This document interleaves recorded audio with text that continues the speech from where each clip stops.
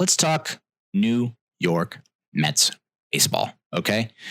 We're going to start with this week in history, August 4th, 1962. This is unfortunately relevant now. Al Jackson passed away, R.I.P. But on August 14th, 1962, Al Jackson went the distance in the Mets' 15-inning loss to the Phillies. He threw 215 pitches, gave up only 6 hits, and they lost. That sucks. I think the most pitches I ever threw was 144 against in college against, what the hell was the name of that school? They were in DC. Man, my memory. Oh boy, so bad. It was a Catholic university. What a generic name for college, but yeah, Catholic University in DC. I went 9 innings, complete game, 144 pitches, and I gave up like 6 runs, something like that. My arm was dangling after that performance. I remember we went to the bar afterwards, and I couldn't like drink my beer with my right hand, my throwing hand.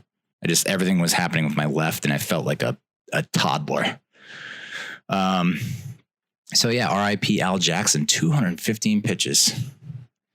You got to believe, Mets fans, you got to believe that like we're all so used to pitch counts now with, and it seems like 100 is the magic number for a lot of the guys in the rotation now. But like if you get to like a Game 7 World Series and deGrom's on the bump or Syndergaard is, toeing the rubber, and they're cruising at 100 pitches. That's just like, dude, tomorrow never dies. There is no tomorrow. And there's no time to die. You just throw 200 pitches until something bad happens, pretty much. R.I.P. Al Jackson. On that same day in 81, Dave Kingman. I need to go on like a Dave Kingman binge. I feel like that's a guy that was such a monster for the Mets, and I don't see enough highlights of him. It's just like I know the name, and I know that he hit home runs, but I don't know about the phenomenon that was Dave Kingman. He hit a ball 515 feet on August 14th, 1981, and it was the longest home run in the 44-year history of Shea Stadium, which I don't know how they measured that back in 81. I feel like they were just guesstimating on that one. I don't think they had any kind of technology to measure it.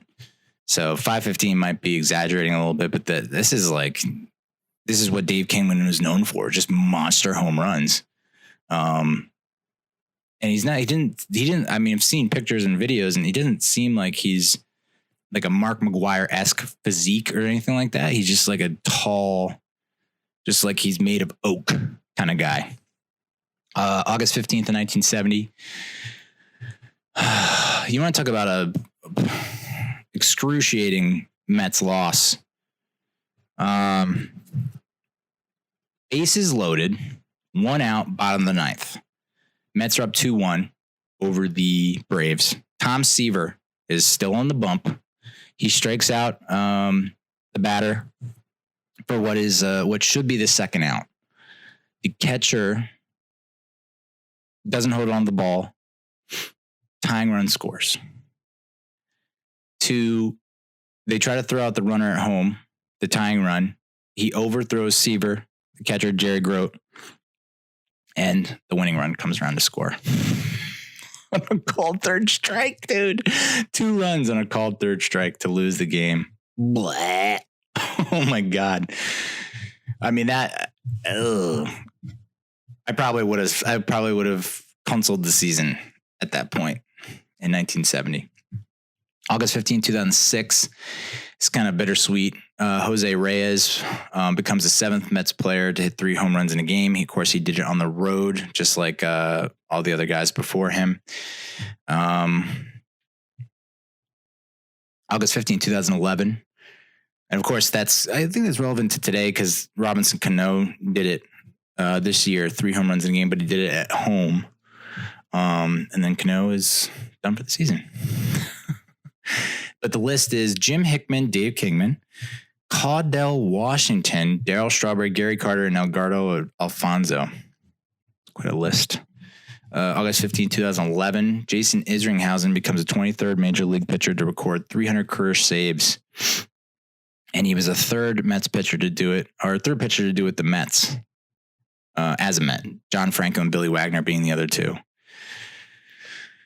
Izzy. I really liked Isringhausen the first go round when the Generation K bullshit was going on.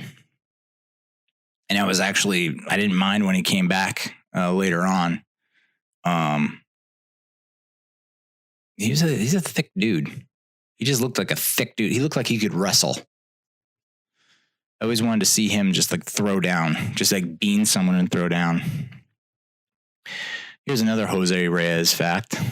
August 16, 2007, Reyes becomes the first infielder in the modern era, so that's post 1898, to steal 60 bases in 3 consecutive seasons. Which the art of the stolen base, like, I don't know what's going on, because the Mets can't throw guys out and they can't steal bases. So it's like stolen bases are like are just like off limits to talk about with the Mets. We don't really talk about that much, but like we cannot stop base runners from stealing bases.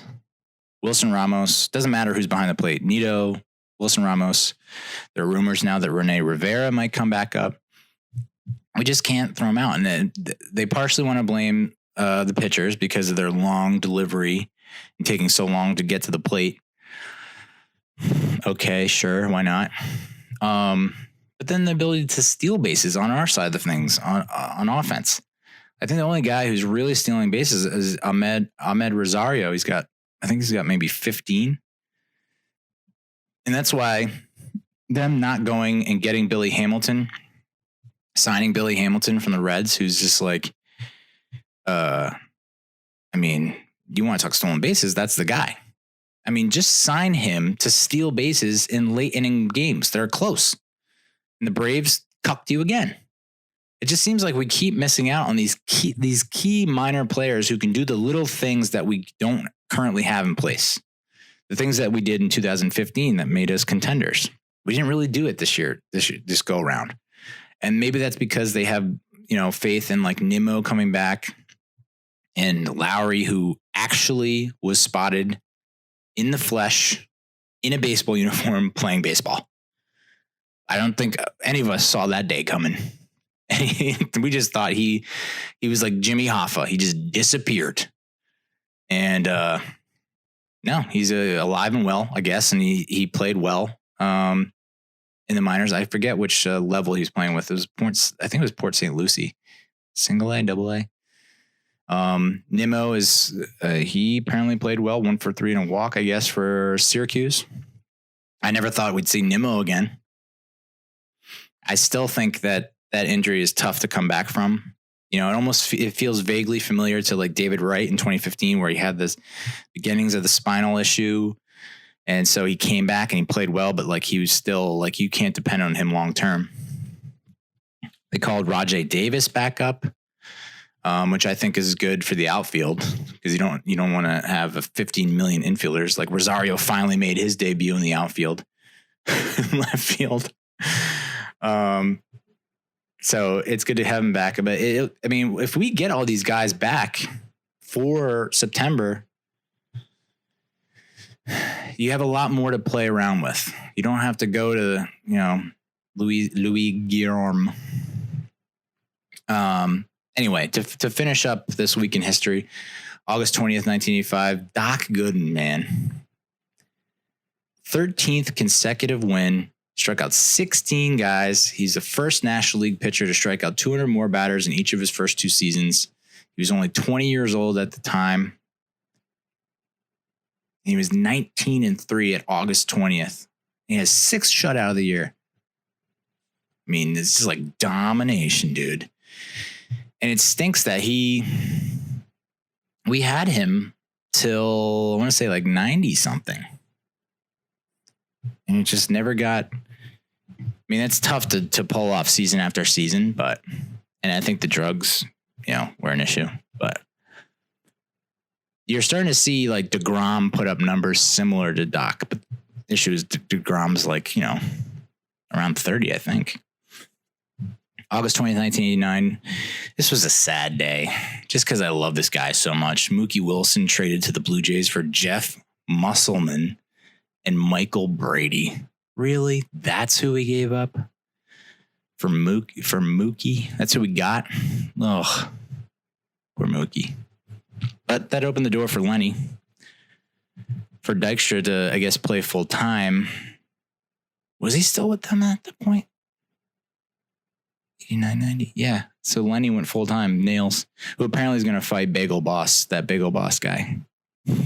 That'll be funny. All right. So let's talk present day Mets. deGrom had another outstanding start. This was on the 17th, so it was the 54th time that he tossed at least 7 innings, allowing no more than 1 earned run. I mean, just like, holy shit. That broke a tie with David Cone and gives deGrom full possession of the 7th most such starts among all-time Mets pitchers. I mean, he's now, if he continues on this pace, I mean, we're talking Seaver level, Doc level. He's pretty much already at that level. And he could go down as the greatest Mets pitcher of all time. Ew. Over his last 20 starts, deGrom owns a 2.16 ERA, having allowed just 31 earned runs and 129 innings pitched with 153 strikeouts over that span. He's 8-7 with a 2.61 ERA and a league-leading 194 strikeouts. I mean, he's on pace to win the Cy Young again, and he should. Considering you have to take other factors into consideration. Fuck wins, okay? Wins are out. We're not talking about wins anymore. Just look at what he is in control of and what he can control, and that's strikeouts, walks, to a certain degree, hits, earned runs, I guess, is stuff. Look at that shit, and he deserves it. 8-7. I mean, they showed some kind of statistic, and it's like, this guy deGrom should be. I mean, he's either getting the number of no decisions that he gets because the bullpen can't come through. If wins is your thing, I mean, and I need to do the calculation, but he should have over 100 wins or something like that for his career already. We got to talk about Justin Wilson. Right now, everyone's very high on the fact that, they're saying, Brody, you made a lot of shitty, terrible moves in the offseason. Bringing in J.D. Davis was probably your top move. Okay. That's uncontested. The second best move might be this Justin Wilson signing.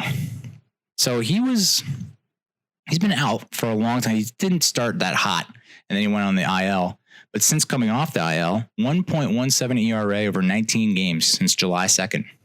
You can't get much better than that. And I think there was another stat that said, we haven't been very nice to the bullpen. The reviews have been harsh. But you take Lugo,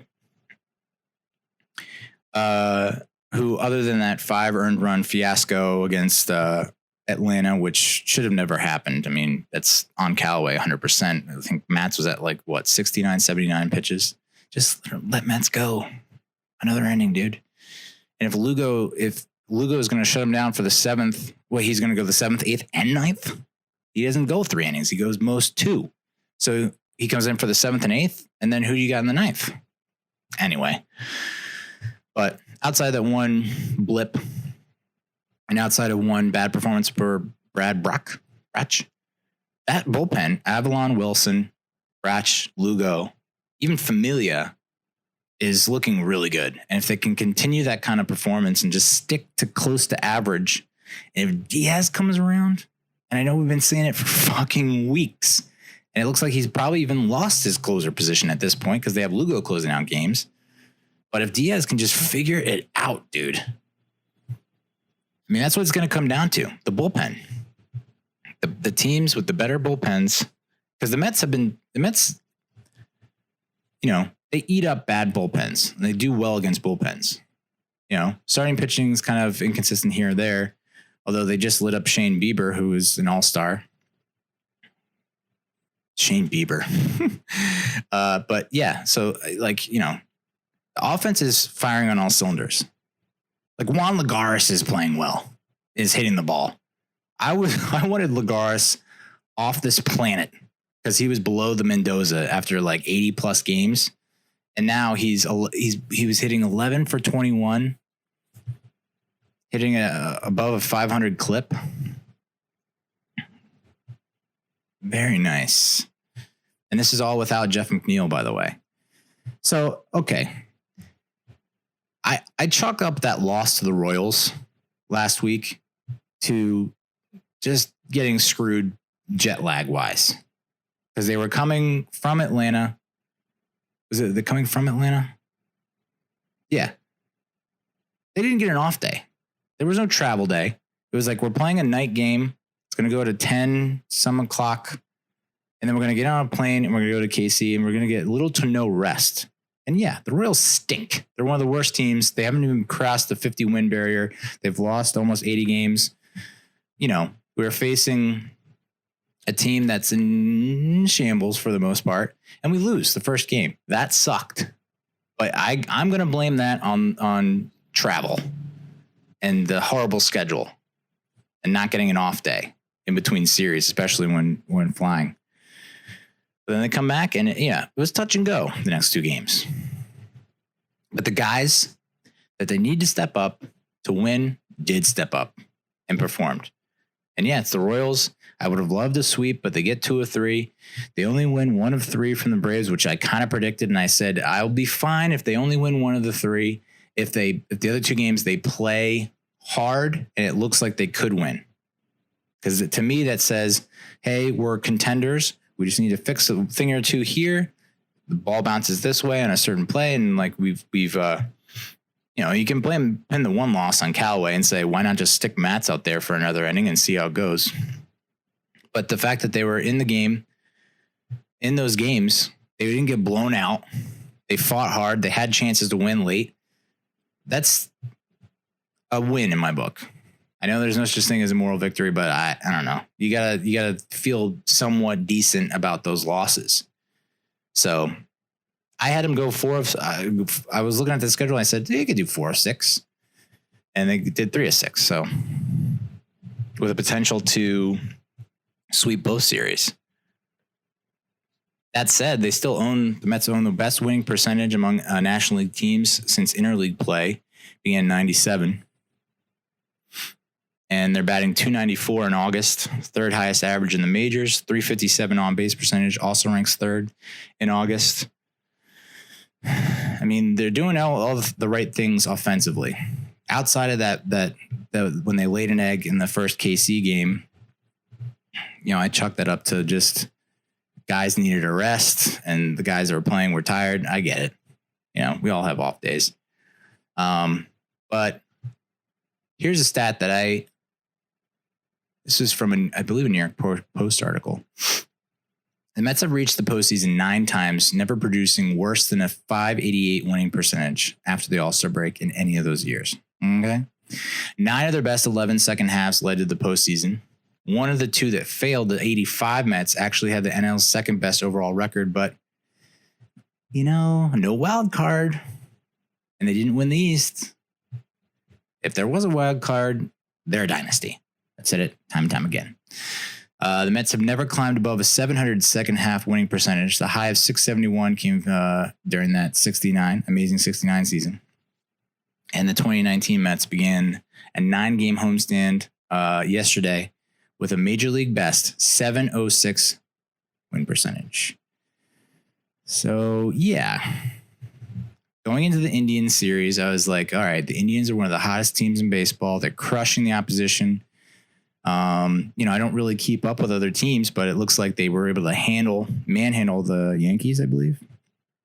And the Red Sox, possibly. Could be way off on that. But the Indians are hot. They got Puig, and it just looks like they're on the right path. And then Mets hang 9 on them, win 9-2. And you got to feel good about that. But here's the most important takeaway from that article. It's like a lot of teams, when they know they're out, right? So the Mets have always been hovering around 500 right at the All-Star break, right at the trade deadline. And they refuse to be sellers. They toe the line between buying and selling. And you're like, okay, you're buying or selling, kind of hanging out in the middle. And a lot of teams don't do that. They're either buyers or sellers. And the sellers, when they sell hard. And then they tank hard in the second half. You have a lot of teams that are trying to follow like the Cubs Astro model of sinking to the bottom to rise to the top. And that kind of philosophy, modus operandi, it's created super teams and super bad teams, as fewer teams are willing to accept that middle ground like the Mets. And so we get gift wins as bad teams grow worse. Now, so we've taken advantage of that, right? Like we should, against teams like the Marlins and the Pirates and the Padres and teams that are like have already kind of handed in their pink slip. They're just like, no, it's quitting time. Pull the cord on that whistle pipe thing from the 30s. But the Mets, we're not going to face a lot more of those teams heading down the stretch. I think it's the Marlins. That's it. We're facing teams. We got 2 more at the Indians.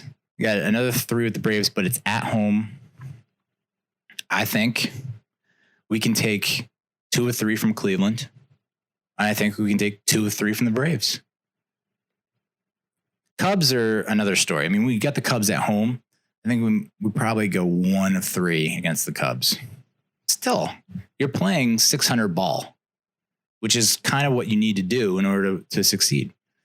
And of course, anyone who thought Pete Alonso was going to hit a wall because of that friggin' home run derby curse, you were wrong, my friend. He is putting the team on his shoulders. 93 RBIs, something like that. This was a couple days ago, so I think he has more now. I think he has like 97 RBIs. And since 2000, only 6 National League rookies have had more in a season. Pujols with 130, which is just outrageous. Zimmerman with 110.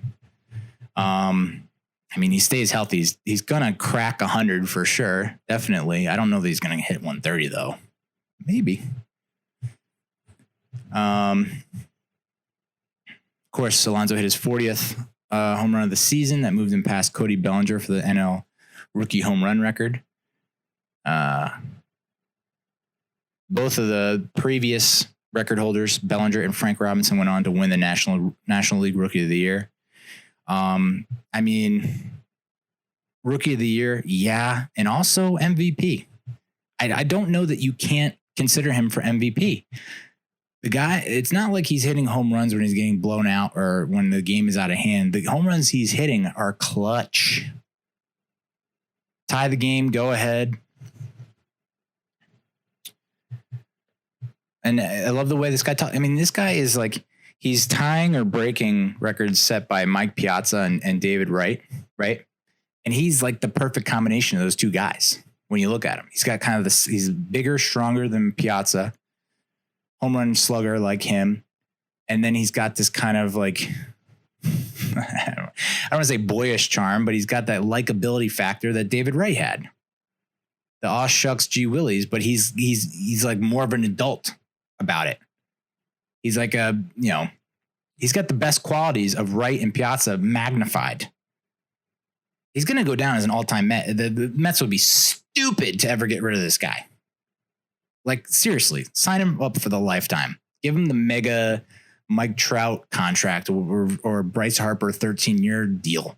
Just do it now. Get it over with. But his quote was, don't put limits on yourself. Today, waking up was surreal. Hard work works, which that's hard work works. Put that on a t-shirt. No one has to agree with your method to the madness. If you give your mind and heart to your dreams, they might just come true. It's kind of Disney-esque. But I like the no one has to agree with your method to the madness. I know it appears like I don't have a method to my madness, and I really don't. I just want to, I'm just doing this just to see what happens. If it clicks with people, great. If it doesn't, fuck it. All this advice I'm getting, like, you should do a how-to series. How to do what, dude? I don't know how to do anything. I barely know how to do this. I will say this, though. It was a mistake to let Hechavarria go. That said, Joe Panik, I'm not disagreeing with the Panik pick because he's been playing amazing. I think he's hitting over 3-something. He's finding his way on base. He's scoring runs. He's making a difference. And when we get McNeil back and Lowrie and Nimmo, holy macaroni, dude. We got ourselves a team, a good team. That bench, which the bench is depleted now, no doubt about it. I mean, we brought up Ruben Tejada. He's risen from the dead.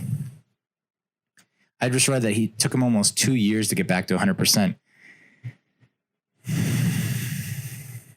2 years to get back to 100% after that stupid takeout slide by Chase Utley in the playoffs. What an asshole, man. And like, for you to feel good about that, Utley, and for you to like hate on Mets fans, like, fine, you want to be the villain? Good, you're the villain. Big time. Most hated player in Mets history, I have to say. Top of the list. Which stinks because he has one of the funnier parts in Always Sunny in Philadelphia. So I got that internal conflict going on, as if I don't have enough internal conflict and struggle going on inside my dome and my body. That Chase Utley making me laugh? No. You stop that. Stop laughing. And we never got our revenge. That's how we got our ass in the jackpot. Our ass was in the jackpot because Chase Utley, we wanted revenge on that motherfucker. We didn't get it in 2015 playoffs, and we wanted it in 2016.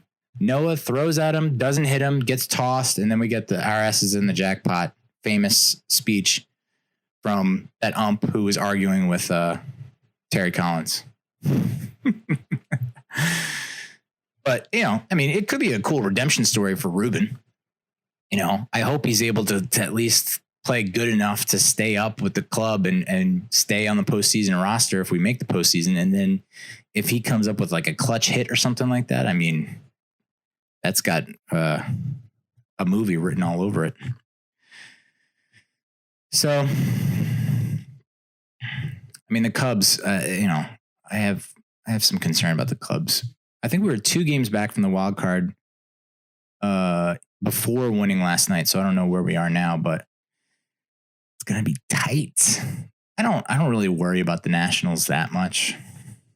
The Phillies, I don't know that I'm super concerned about the Phillies. The Braves are just, the Josh Donaldson, Freddie Freeman, Acuna, just like they're stacked. The Cubs are stacked. Friggin' Rizzo and Castellanos. I cannot believe the Mets didn't make a bigger push for Puig or Castellanos. Castellanos. It just was right there for the taking. We needed outfield help. Fortunately, Lagares has come around. So, can you imagine if he didn't, though? Phew. All right. Well, that's Mets talk. Wish I had more for you. Feel like I didn't give you enough, but maybe I did.